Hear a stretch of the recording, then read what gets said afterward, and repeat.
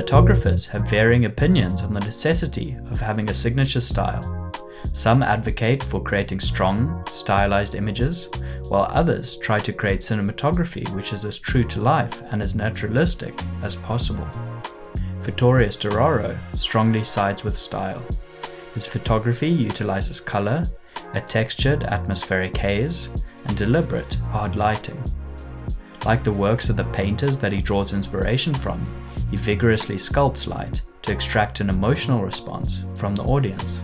In this episode of Cinematography Style, I'll go over Storaro's general philosophy on cinematography and show how he uses gear to achieve this philosophy.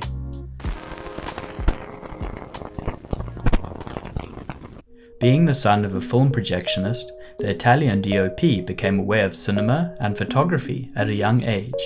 He attended the National Italian Film School at 18, where he began his training in cinematography. Over the years, he formed strong collaborative bonds with famed directors such as Bernardo Bertolucci, Dario Argento, Francis Ford Coppola, Warren Beatty, and Woody Allen.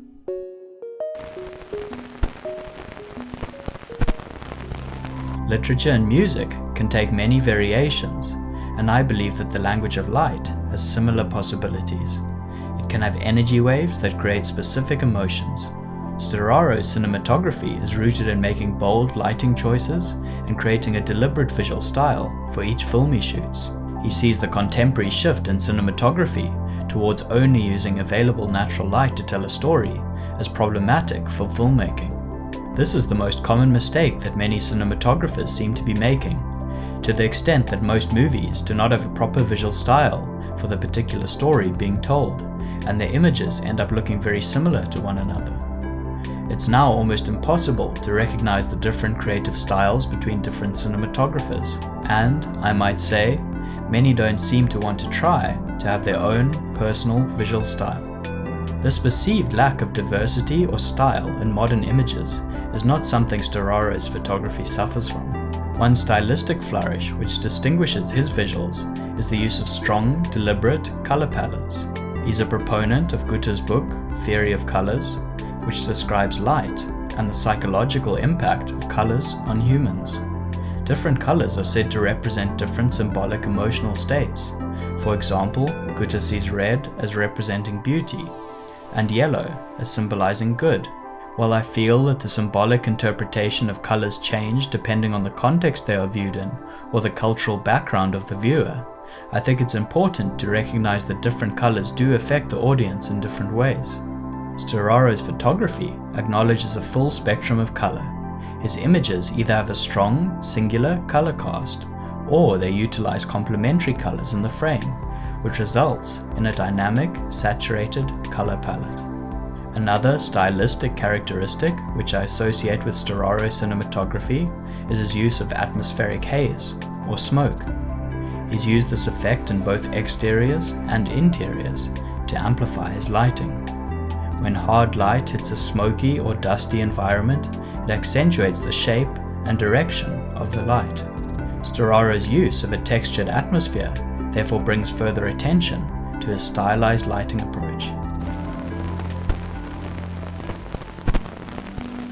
You always need these two sides, the concept and the technology to transfer this concept together and materialize an idea. Let's take a look at the technical gear that he uses to shape his philosophy. A primary reason why Storaro's lighting is so noticeable is due to the quality of the light that he favors. He uses direct, hard light, which results in high contrast images with sharp, deep shadows.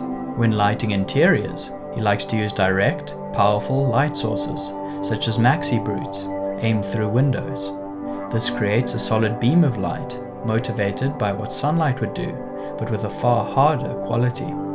To achieve the desired color temperature of the light on set, he likes to use different colored gels.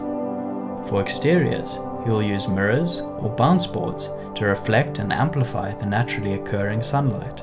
He likes to rig all of his lights on dimmers, a technique he's employed since 1980. This allows him to raise or lower the levels of each light on set to achieve a precise, carefully controlled exposure.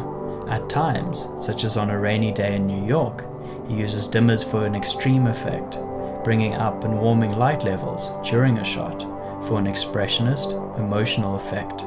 Having shot on film for most of his career, he's recently made the move to shooting digitally. For Storaro, the medium he shoots on is less important than the idea behind the photographic approach.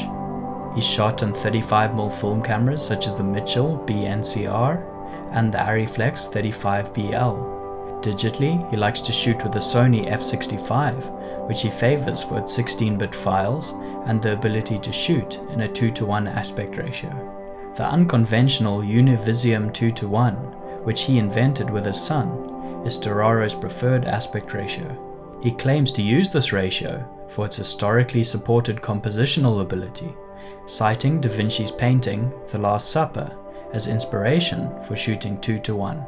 He has a preference for using Cooke lenses and has shot with Technovision modified Cooke anamorphic lenses, Cooke S4s, which he frequently uses, and Angenieux Optimo zooms. Although his approach to camera movement and composition changes slightly depending on the film, he maintains that the choice of what to show on screen, the perspective, is crucial. As humans, we consider reality to be what our eyes see around 180 degrees of space.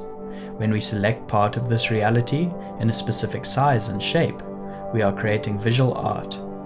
In agreement with directors, we need to compose images to suit the style of the film. Composition and rhythm are two of the most important words in the camera operator's vocabulary.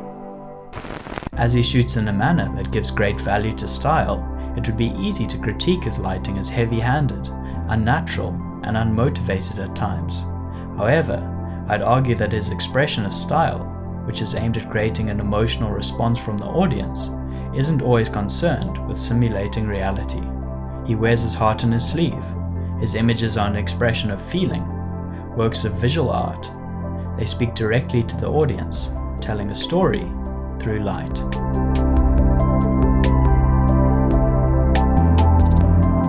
Thanks for watching this episode of Cinematography Style. I'm always interested in hearing any suggestions you have for future videos in the comments. Liking the video and subscribing will allow the channel to grow and for me to spend more time making these kinds of videos. Until next time, thanks for watching and goodbye.